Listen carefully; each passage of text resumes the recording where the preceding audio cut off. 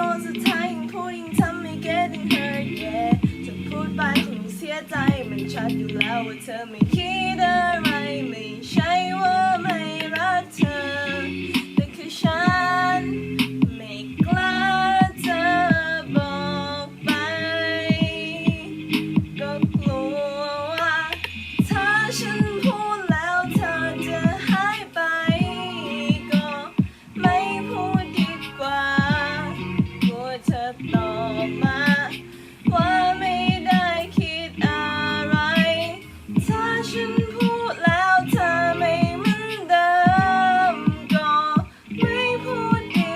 กว่าแอบรักแบบนี้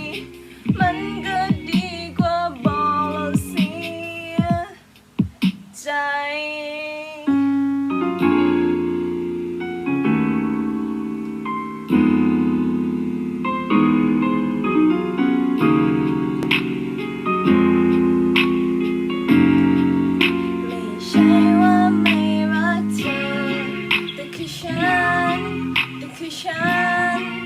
ไม่ใช่ว่าไม่รักเธอแต่คือฉันไม่กล้าจะ